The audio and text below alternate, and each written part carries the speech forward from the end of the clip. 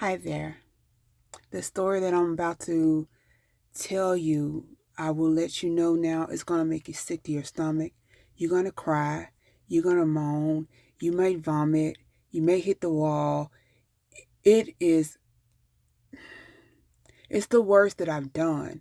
Out of all my stories, the Money Moss and this Takoda Collins story is going to stick with me for the eternal of my days. The father treated his son as if he was a grown man that has wronged him in so many ways. He kept him as a prisoner. I don't want to tell you too much on the introduction, but Takoda Collins suffered from age 4 until he died at age 10. Y'all, listen to this story. Don't just like my post. Don't just say this is so sad because I know my stories are 11 and 15 minutes. You're not watching. Please watch this story. And if you get a chance, go back and watch your Money Moss story.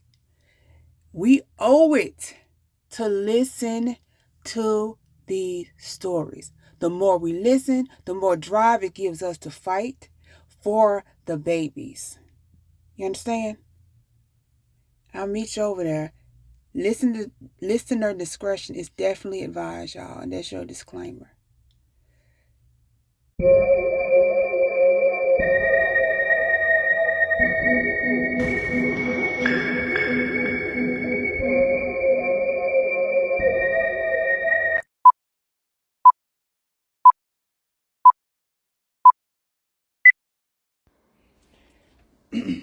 So I'm going to start by filling you in on a little background of Takoda. Takoda was born December the 18th, 2008. When Takoda was a baby, Al McLean, his bio dad, had absolutely nothing to do with him. His bio mom, Robin Collins, was a heroin addict, and at 8 months, Robin's boyfriend spanked Takoda too hard, and Robin was locked up for it. At this time, Takoda was in custody of Robin's friend, Anita Bredinson. He would remain with Anita until after a few foster homes here and there, up until child support reached out to Al McLean. At this time, Al was swabbed and found to be the father and immediately took Takoda from the only parents he had known at 4 years old into the hands of a stranger, which just so happened to be his bio dad.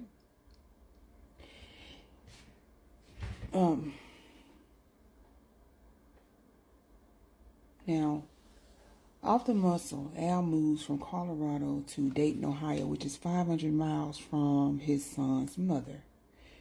This was the year of 2013, y'all. So we're going to skip to 2014. And from the get-go, Al was mean and very abusive to his handsome little son. According to a few teachers, a principal, and a nurse at his school, Harvest Man Elementary, Takoda was a sweet little boy that kept to himself, they said, but would occasionally just sob and cry to himself in the classrooms, and said he would always eat his breakfast and that of 2 or more of the students. He was so hungry. He was eager for any type of affection, they said. He would come to the school with filthy clothes on, poor haircuts, and he had beautiful hair, y'all. He would be reeking of foul odors, including urine, and on most days the teachers would wash his clothes and the dad would curse them out for doing so. The teachers also noticed bruising on Takoda when he would change his clothing and send him to the nurse. The nurse would call the dad and get yelled at and told to never can look over his son again, that he's fine. It was said that the teachers and staff made over 17 CPS calls, and the CPS would call and schedule visits. Y'all know, if you call and schedule visits, you give the people time to get their shit in order. So, but instead of just popping up they would just go. They would just schedule. And on the days that they did schedule, they never would go into the home because they would use the excuse that they were scared of the pit bulls. Now, call the police if you're scared of the pit bulls. I'm just sick of doing these stories where CPS don't give a damn. Okay, but they never ever knew this baby's living conditions because they never inquired or went inside that home. But actually on the outside, it looked like a junkyard. So, well, let me tell you about it, y'all. In 2005, Al McClain was said to get custody of his infant baby brother, JoJo. Takoda was then moved from his little downstairs bedroom to the cold, messy, inhumane attic. See, no offense to the baby, but it seemed that Eric cared more for his little brother than his only son. See, the son reminded him, I think, of a history that he had with his mother, and then it may have bothered Big Back Amanda, and Amanda is his girlfriend. But when they got the brother, he was looked at like Al and Amanda's bio son because they know nothing about him and they have no history with him. And that's just my opinion. Okay, so Al purchases cameras for them to watch Takoda on. We're going to skip over to 216, y'all, because this is a long story and I want y'all to listen. I don't have much time, so it's to let you all know, listener discretion is advised, okay? Brace yourself, but listen for Takoda. Alright, this is horrendous, y'all. This is one horrendous story. It's going to turn your stomach. So in 2016, I'll go ahead and tell you that now Amanda's sister, Jennifer, has moved in to help out with baby JoJo, okay? She also has the job of watching Takoda because Al has her to watch Takoda in torturous positions for over 16 hours a day, 7 days a week. The position that he's in, y'all, is to bend down with both of his arms spread wide apart and his legs crossed over. Also, Takoda cannot lay down until... Wait. I got ahead of myself. Before Jennifer moved in, Al angrily removes Takoda from the only safe haven, which was his elementary school. Now, he supposedly, but we know not, being homeschooled. I don't know how many stories I've had where they take him out and claim homeschool just so they can beat him, torture him, and eventually kill him. Now back to Takoda. He could not lay down at all until Amanda was off work at 11 p.m., sometimes midnight. Now when Takoda loses position in the torture pose, Big Back Jen would alert Al, and he would beat Takoda senseless each time. Big Back Jen and Big Back Amanda would look and watch the torture and never say a mumbling fucking word. So these are some things that Takoda would endure on a daily basis. Several times, y'all. Al McClain would choke and strangle this baby. He would, no. Now, before I continue, Al also threw every piece of clothing Takoda had once his baby brother JoJo moved in. So the baby was in a cold attic, butt naked, for a duration of about almost 4 years, y'all. I don't even think he was had any cover, and he had a cold ass lawn chair to sleep on when he could sleep.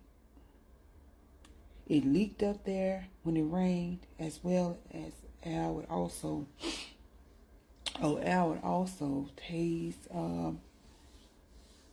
the baby, shock him with a dog collar.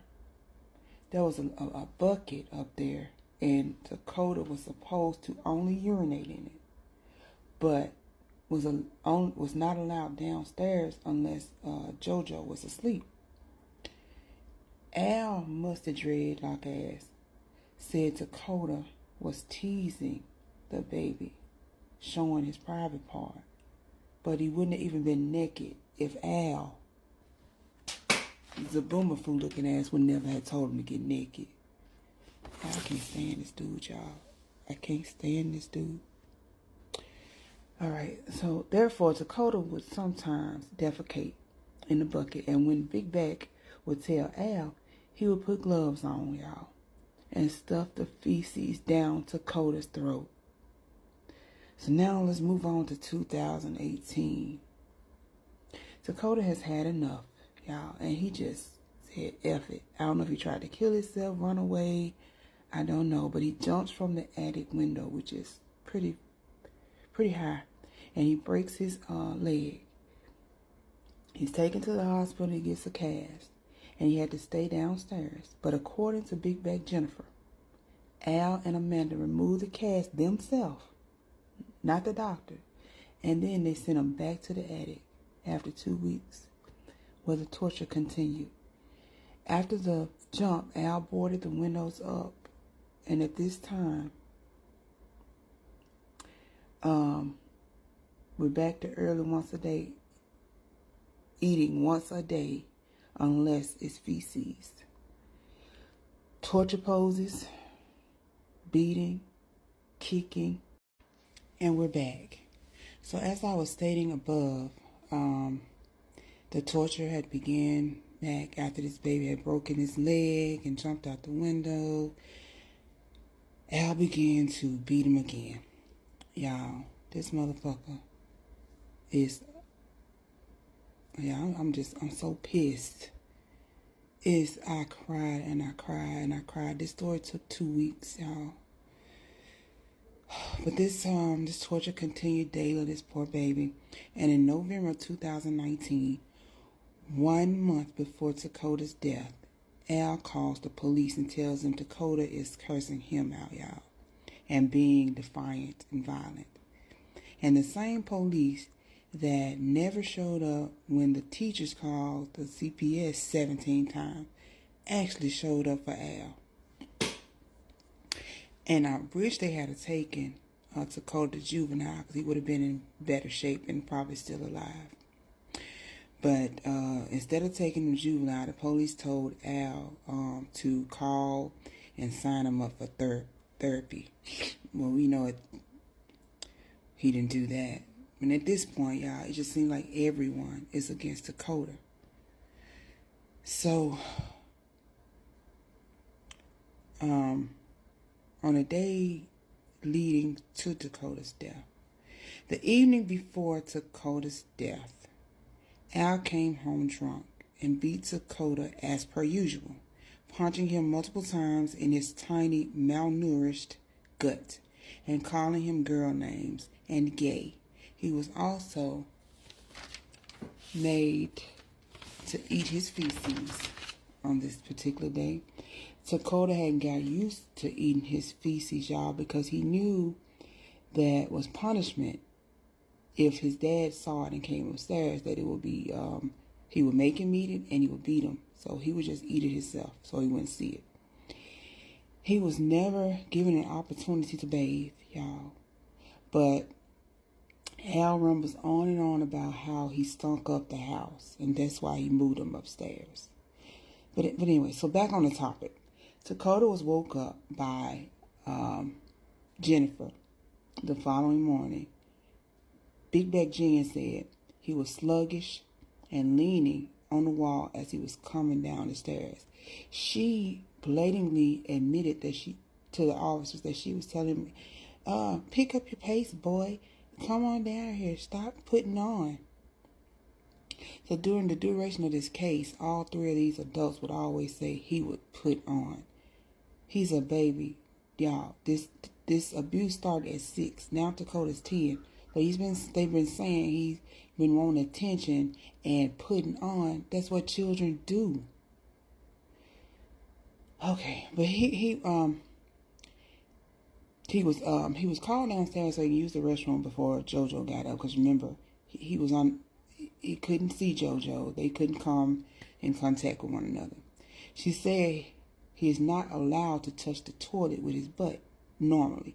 But on this day, Takoda tried to hold his weight up on the toilet and he fell. And when he fell, he woke up Al low down ass. Al went to the bathroom and elbowed that baby. He had a seizure. Al told the police that he started acting like he was having a seizure. He had already beat the crap out of him the day before. He was slowly dying. Plus, he made him eat feces. But Al then drugged the baby by his ears upstairs. Grabbed a chair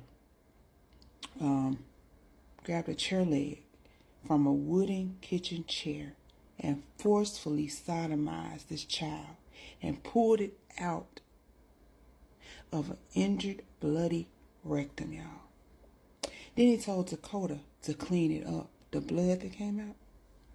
Takoda was moving too slow for this motherfucker. So he knocked him on the bed and poured hot sauce on his penis and his torn butt. Y'all, this baby, y'all. So then, he still ain't done. He gets his big ass, 200 pounds, on Takoda's back with his hands on the ceiling so he could put all of his weight on this baby.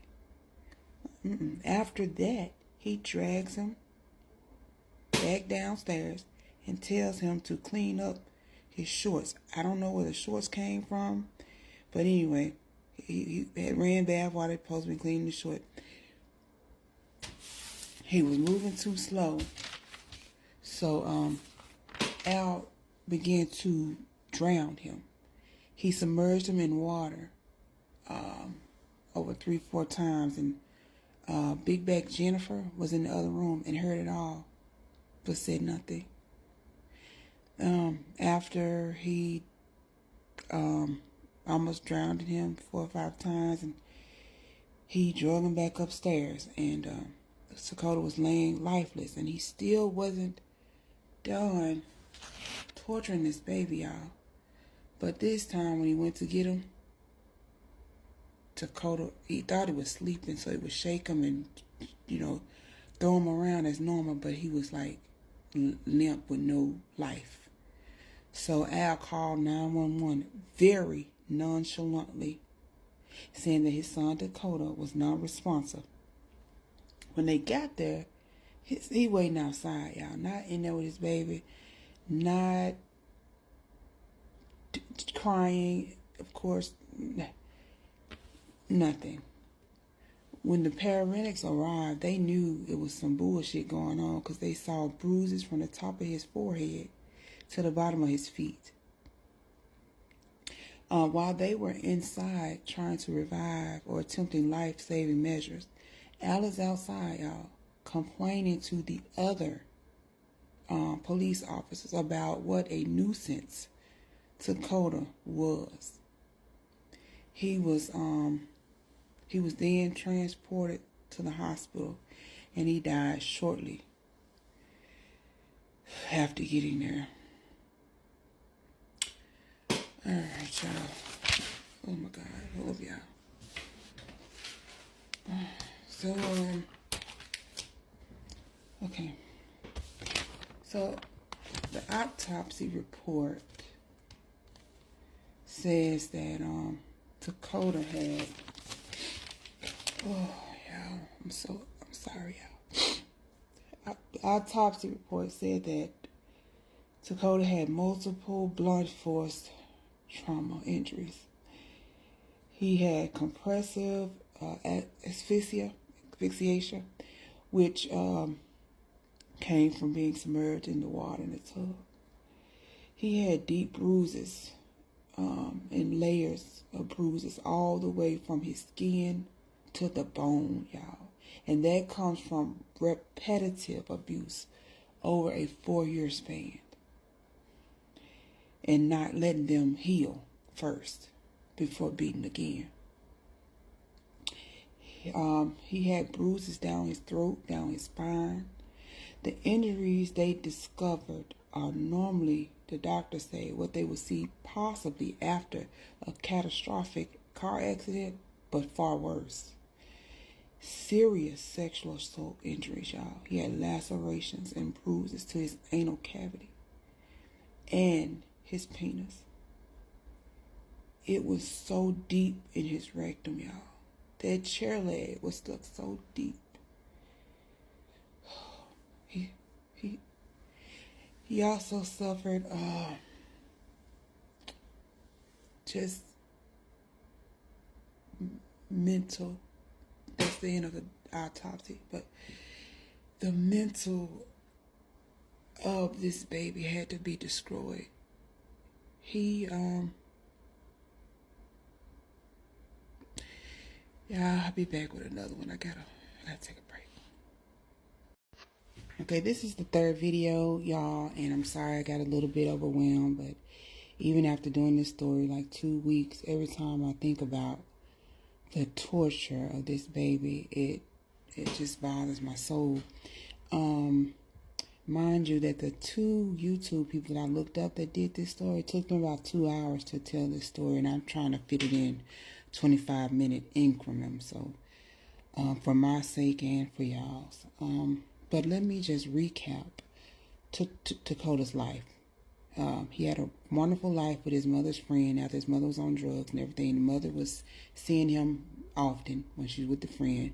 CPS or child support located Al. He got wind of probably being able to get a check for Takoda or some sort, or just not having to pay child support. He wanted him then. Never saw his son for 4 years. Saw his son for the first time.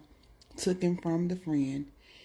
And upon getting him, he moved 500 miles away. And just began being very mean to him from day one. Then he gets custody of his little brother, and he elevates the torture from physical to more mental as well, because he's putting this little brother before the baby, took him from his room, put him in an attic. He's taken from school and supposedly homeschooled, but they teach him nothing. He's never seen. He's stuck in an attic, being watched by 3 adults on a camera, doing torture positions, fed once a day, and beat daily if he loses position in a torture. And he can't even be a kid and play with the other kid that has several toys, clothes, and love. Made to eat feces when he can't hold his feces anymore because he's unable to go downstairs because the cousin can't see him naked, but his dad wants him naked all day long in a cold attic. During some of the police interviews, or most of them, Al would always put it on Takoda as if Takoda was a mentally incapacitated person, that he loved eating his feces, that he loved putting chair legs in his butt, that he loved beating his head stairs, that he faked seizures often, that the only thing that Al agreed to that he did was the hot sauce, and he did the hot sauce often in that baby's butt. I just put myself in that baby's position. This story and the Money Mom story, it took a toll on me. It took a toll on me, y'all. Okay, now, throughout the story, I was telling you about Big Back Jen and Big Back Amanda. Jen was named Jennifer, and Amanda Hines. In my opinion, they both are in just as much